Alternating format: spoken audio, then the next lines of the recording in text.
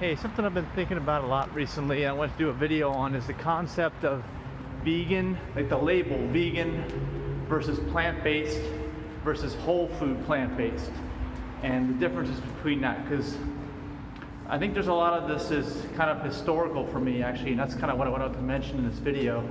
I think that traditionally, if you are considered vegan or you label yourself vegan, you're somebody that is doing this lifestyle for the animals. It doesn't necessarily have to mean with a diet or anything.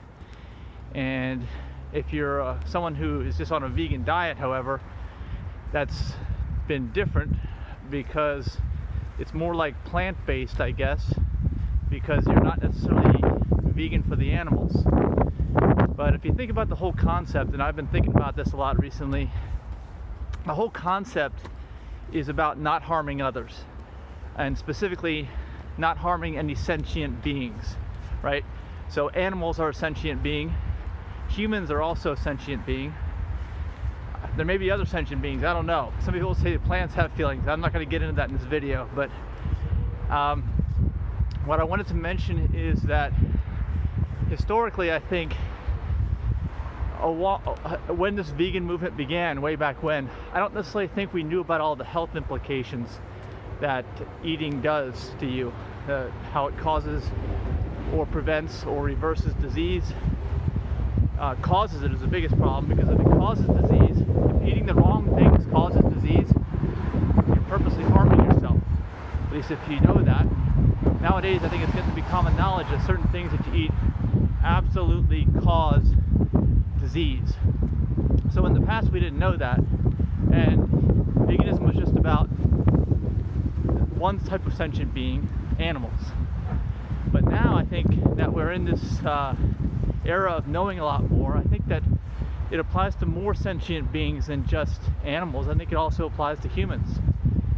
So I want to kind of take that to another level in this video and mention that I think that if you're not going to harm sentient beings, you're not going to harm animals, you also need to do what you can to not harm yourself, meaning humans. And if you're doing something that is knowingly harming yourself, I wonder, is that concept even vegan? You know, something to think about here. And actually, I'm going to cross the street here, so I'm going to have to pause this for a sec. So I guess I don't want to get into too much of a debate about whether eating, if you consider yourself plant-based, you're vegan or not. I want to go a step further than that, and I want to say whole food plant-based. I kind of want to almost go there and say, if you're not whole food plant-based, you're not vegan, because everybody is going to be affected by what you eat. And if you're affected by what you eat negatively, and you know that, you're purposely doing harm to yourself. And I don't think that concept is vegan. So, you know, just as veganism doesn't want to harm animals, whole food plant-based doesn't want to harm humans. And so can you be vegan? That's the question. Can you be vegan and purposely be harming yourself, or know that others are doing things that are harming themselves? And well, what somebody does to themselves, you can't control that, I don't think, in most cases, unless you're going to give them some knowledge, and you should give them knowledge if you have that. But if you're knowingly doing things that are going to harm you, now you can't determine that exact level of harm, but I don't think that's the point. The point is whether you know it or not. So I think that if you're doing something that you know is harming yourself on some level, well, that's one thing. You can do that. But can you be vegan and do that? If you're vegan for the animals, when I say vegan for the animals, I mean vegan so that no one gets hurt. Vegan to prevent suffering, the people that can't do anything about it themselves. Actually, sometimes they can, but people just get in the way and stop them. But if you can do something about it yourself and stop suffering in your own body, isn't that just as important a concept as the entire concept of veganism? Isn't it more of an awakening, you know, becoming conscious type of an attitude? I mean, I think that it is. I think that if we're awakening and we're becoming conscious, that one of the things we need to do is realize exactly what we're doing to our bodies. And I think we know that.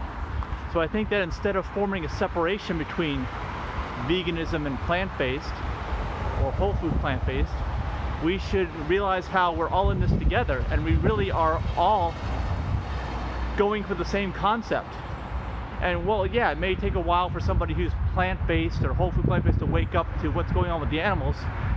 Well, people who are in this for the animals should also be waking up and realizing what people are doing to their bodies that's potentially negative, and try to stop that as best they can, just like they want to do with the animals. So I think that's the point of this video, is just to kind of say, hey, we're all in this together, and we really need to be looking out for one another. We need to be helping each other rather than trying to divide one another. And I think that this movement will be so much stronger if we can all work together. And I've even got some groups and pages on Facebook that are more uniting type groups, where that's the whole point of the group and the page is to help people realize what's going on. And you know, since we're such a minority right now, if we work together, this whole movement will push forward at a much more rapid rate. And I'd like to know what you think about all this. So I'd love for you to make some comments on this video. I'd love to talk more about this. So thanks for watching, and I can't wait to hear what you say. And really, I just hope that this what I'm saying, I hope it's correct. You know, I don't really know, but I hope that it is. And if it is, I hope we can work together to bring this movement into the mainstream.